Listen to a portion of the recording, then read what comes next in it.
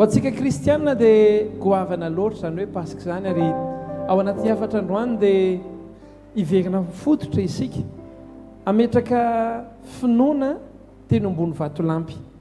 Iverina mifototra isika mba ahatonga anao afaka atanjaka ara-panahy, ary ahalala ihany koa hoe ianao dia afaka mandray zavatra goavana noho ny pasika. Raha tonga amin'ny fotoana toy izao dia samy manana ny pasikany. Raha somary mekely tsika dia misy ny hoe donany samingeza. Pasika donany samingeza. Misy indray ny fety maro samihafa ny Antsirabe sy ny sisany. Fa raha lasaka anabavy eo rehefa tonga tahaka izao ny pasika dia Andriamanitra mihitsy no nampatsiahy antsika mba hankalaza ny pasika, satria maninona? Ny pasika dia fandresena goavana, lalam-pitahiana goavana, ary ny pasika no fototro ny fivavahantsika kristianina. Ka andehantsika hitehaka mafo an' Jesosy, ankasitraka manokana an' Jesosy isika izay fototry ny zavatra rehetra. Aleloia! Izy no fototry ny zavatra rehetra, fa voavony Kristy pasika ho antsika. Fa voavony Kristy pasika ho antsika. Ivavakantsika ary. Raha io isaorana ianao manokana ny tompo-pahasoavana omenao anay ankehitriny ahafahanay andray teninao. Indreto izay olona maro samihafa tonga izay androany mba andray teninao. Nitenena manokana tompo fa vonina ny haino anao izay, ary androany ao anatin'ny teninao dia aoka ho famelombelomana ny fanahinay, aoka ihany koa ampatanjaka ny finoanay. Ka androany ny fanahinao manokana dia hiasa, ka anio dia aoka hetra ny nofo ahatakatra ny saina, hirehitra ny fanahy. Hetra ny nofo ahatakatra ny saina, hirehitra ny fanahy. Amen. Afaka mahazo ny toerantsika isika. Miarabantsika tsiraray avy amin'ny anaran'i Jesosy Kristy Tompo, ary miarabantsika isam-baravarana, isa-tokantrano. Miarabanao nahatratra ny pasika 13 izay andro goavana ho antsika kristianina. Faly manasanao zay eto amin'ny Roxy Antaninarenina raha afaka mba manamboatra ny programmanao ianao. Isaky ny alahady dia misy fotoam-bavaka eto, fotoana izay mampatanjaka fiainam-panahy, manorina fiainam-panahy, ianarana ny tenin'Andriamanitra, ary inonay hoe ahasoanao sy hitondra vokatra ho anao. Anomboka antsika androany ny fidirana ankehitriny dia hijery fototra isika, fototra ara-panahy. Tena marina dia tsy hiditra any amin'ilay karazana tenin'Andriamanitra lalina ireny tsika androany, fa androany izay efa voaraintsika no amafia. Ny fankalazana ny fanombohana an' Jesosy Kristy teo ambony hazo fijaliana, ny lalany hazo fijaliana rehetra hatramin'ny fitsanganan'i Jesosy tamin'ny maty. Ny tanjony androany dia ny hoe tsika tsirairay avy ahalala hoe inona tokoa ilay ankalazana rehefa pasika. Misy idirany œuf de Pâques avy amin'ny pasika. Misy idiran'ny fety maro samihafa ve? Raha lasaka anabavika efa tonga ny pasika, ny kristianina rehetra dia tena tokony feno tsiky, tokony feno fifaliana, satria maninona? Miverina ao anatin'ilay fandresena indray, fanavaozana finoana, fanamafisana orina ny finoana ny fankalazana ny pasika. Misy teboka telo no hojerentsika aloha voalohany. Teboka telo hoe inona manamarika manokana, inona zavatra tokony ho tsarovana rehefa pasika. Ny faharoa dia ny hoe inona ny zavatra nomeny pasika ho antsika tsiraray avy. Fahatelo ahoana ny ahafahantsika mandray ilay vokatry ny pasika eo amin'ny fiainantsika tsiraray avy. Ny voalohany dia ny hoe misy zavatra manokana mila notentsika, mila tadiditsika foana hoe ny nanombohana an' Jesosy teo amin'ny hazo fijaliana, ny lalany hazo fijaliana, ary ny fitsanganan' Jesosy tamin'ny maty, ireo no fototry ny maha-kristianina antsika. Ireo no fototry ny maha-kristianina antsika. Zao nambara amin'ny Baiboly, Korintiana voalohany 5:4 sy ny 7:7. Raha tsy natsangana Kristy dia foana ny toroteninay, ary foana koa ny finoanareo. 7:7. Ary raha tsy natsangana Kristy dia foana ny finoanareo, ary mbola ao amin'ny fahotanareo ihany ianareo. Zany hoe lay fanomboana an Jesosy tamin'ny maty sy ny fitsanganany tamin'ny maty, io ny fototry ny finoana kristianina. Teneny hoe fototry ny finoana kristianina hoe raha tsy nomboana Jesosy ary raha tsy nitsangana Jesosy dia tsisy ny kristianina, tsy kristianina isika. Faharoa rahasikana-bavy, ny fanomboana an Jesosy Kristy tamin'ny maty sy ny fitsanganan Jesosy Kristy tamin'ny maty, io no mampiavaka antsika amin'ny fivavahana rehetra maneran-tany. Tsy misy fivavahana na ray izay teto ambonin'ny tany ankoatra ny kristianisma izay manana ny hoe ny mpamonjy no maty ho azy. Ary farany rahasikana-bavy, ny azontsika ery raha-panao amin'ny fiainana dia Jesosy maty teo ambony hazo fijaliana. Inona ary ny tombony azontsika rehefa Jesosy nanaiky ny fatsihana teo ambony hazo fijaliana? Aveko ihany hoe afaka mizara aminao zavatra lalina be rehefa avy eo zao fidinana fahatelo dia hiresaka manokana antsika ny hoe ny herin'ny fananganana. Fa tiako no mba hipetraka tsara ny finoanao, hitoetra tsara ny finoanao, atanjaka tsara ny finoanao. Amen. Teneny hoe mila matanjaka tsara ny finoana hoe inona no omen'ilay hoe lalany hazo fijaliana sy ny fitsanganan Jesosy tamin'ny maty antsika. Voalohany indrindra rahasikana-bavy dia izao, ny Paska no mahatonga antsika manana toky fa isika dia manana fiainana mandrakizay fa tsy ho very mandrakizay. Averiko foana hoe ny antony vavahantsika dia ny mandrakizay. Raha vao tsy ny mandrakizay ny fototry ny vavahantsika dia mila hahitsy ilay izy. Misy ny fitahiana, misy ny fanambinana, misy ny fananana fandresena izay ho resantsika eo daholo. Fa rahasikana-bavy eo, ny fototra hivavahantsika voalohany dia fiainana mandrakizay. Tena keno akaikinao hoe mila tsalovana lalandava hoe fa mandrakizay ny hivavahantsika.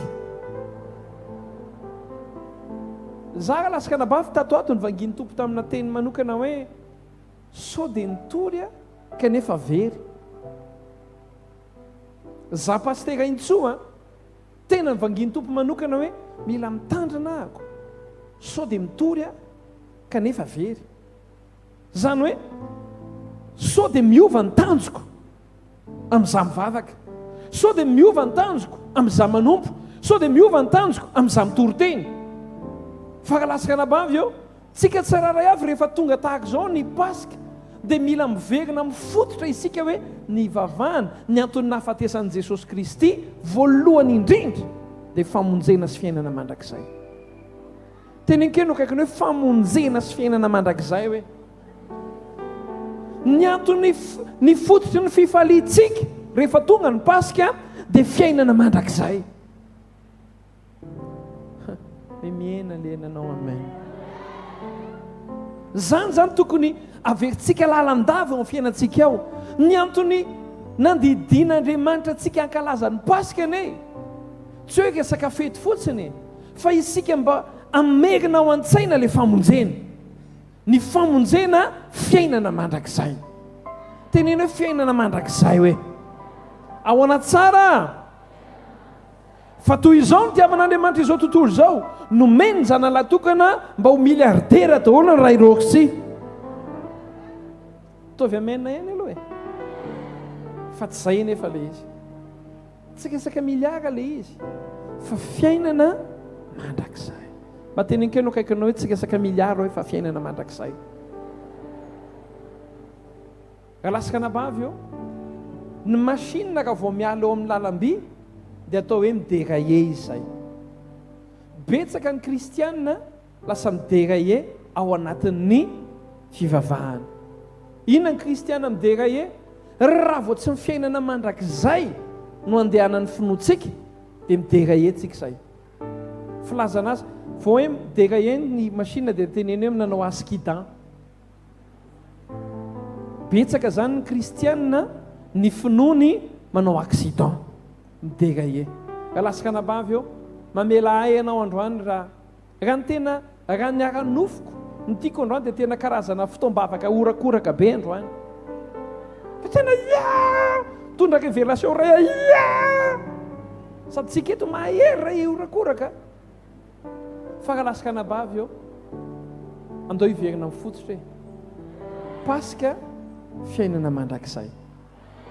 Fahagoka laskanabavy dia izao, ny paska dia fampihavanan'Andriamanitra antsika amin'ny tenany manokana. Aveko hoe fampihavanana amintsika amin'ny tenany manokana. Zao nambaka amin'ny Baiboly amin'ny Korintiana faharoa toko 5:7-7. Korintiana faharoa toko 5:7-7. Hoy izy hoe fa zany rehetra dia avy amin'Andriamanitra izay nampihavana antsika taminy amin'ny alalan'i Kristy sady nanome anay ny fanompoana fampihavanana. Ka laskanabavy, matetika tsika dia tsy mahatsiaro an'izany hoe sarobidy, zany hoe zala samihavana amin'ny ray. Ainao, raha vao tafasaraka amin'ny ray isika dia ravy. Raha vao tafasaraka amin'ny ray isika dia potika. Tsarovy ilay zanak'adala. Ilay zanak'adala nanomena miliara ary niala teo amin'ny rainy. Aveko androany, nanomena miliara ary niaraka tao amin'ny rainy. Ny miliara tsy niaro anazy tamin'ny fiainany. Rehefa namalalo amin'ny tompo, tsy misy arena na 4 miliara na 4 miliara aharo antsika amin'ny fiainana. Tsy misy olona na iray azy aharo antsika amin'ny fiainana. Tsy misy toeram-boninahitra avo loatra ka aharo antsika amin'ny fiainana. Ny mahatonga antsika ho voaro amin'ny fiainana dia tadidio ny zanak'adala. Rehefa miverina eo amin'ny ray izy dia miverina manana fiainana. Za mba manonona hoe ty paska ity dia paska iverenanao igoka le fiainana be dia be eo amin'ny fanatrehan'ny ray. Igoka le fiainana be dia be ho ia eo anatrehan'ny ray. Ataovy amenna mafy zany. Amen. Jesosy tonga zany. Tonga Jesosy mba hampihavana anao ndray amin'ny ray. Paska zasenao mihavana amin'ny ray. Ray trano ao amin'ny ray. Amen. Zasenao afaka misitraka ny fanatrehan'ny ray. Amen. No fahatelo ka laskanabavy dia izao, ny paska dia mahatonga antsika ihany koa afaka manatrika ny seza fiandrianan'Andriamanitra. Zao nambaran'ny Baiboly Hebreo toko 4:9. Koa aoka isika anantona ny seza fiandrianan'ny fahasoavana amin'ny fahasahina mba azahoantsika famindram-po sy ahitantsika fahasoavana ho famonjena amin'izany andro mahaory. Noho ny rahan'i Jesosy dia afaka miditra eo amin'ny fanatrehan'Andriamanitra isika. Ainao ve nidika an'izay? Ny zavatra ratsy indrindra aka ohatra tsotra aminao ty vao niresana isy neny afaka maly. Tsy haiko hoe rehefa miresaka nareo mivady dia inona resaka ireo fa nenay mivady rehefa miresaka dia indraindray misy resaka verset eo. Dia zao ny verset voarainay tamin'izay hoe hoy Jesosy hoe ray eo fantatro fa raha izaho dia miainao foana ianao. Aonao izy Jesosy maninona tsara mba saika an-tany ianao androany. Ianao ve rehefa mivavaka manana antoka hoe le vavaka ataonao ren'Andriamanitra satsia? Ianao ve rehefa mandoalika mivavaka eo sura ve ianao fa ianao mivavaka io ren'Andriamanitra le vavaka ataonao? Misy olona tena mivavaka wow tabataba be ka laskanabavy eo tsy ny hamafy ny tabataba ny ena inon'Andriamanitra azy ka laskanabavy. Ny secret ny valim-bavaka dia tsotra enon'le ivavahana aloha le izy. Raha vao enony io tonga eo aminy io dia azo antoka fa ny eo aminy dia eny sy ny amen. No paska ka laskanabavy dia midika hoe manomboka tamin'ny paska satria latsaka ny rahan'i Jesosy Kristy dia isaky ny mivavaka ianao dia tokony manana antoka ianao isaky ny mivavaka Andriamanitra dia ianao mahare an'izany vavaka ataoko izany.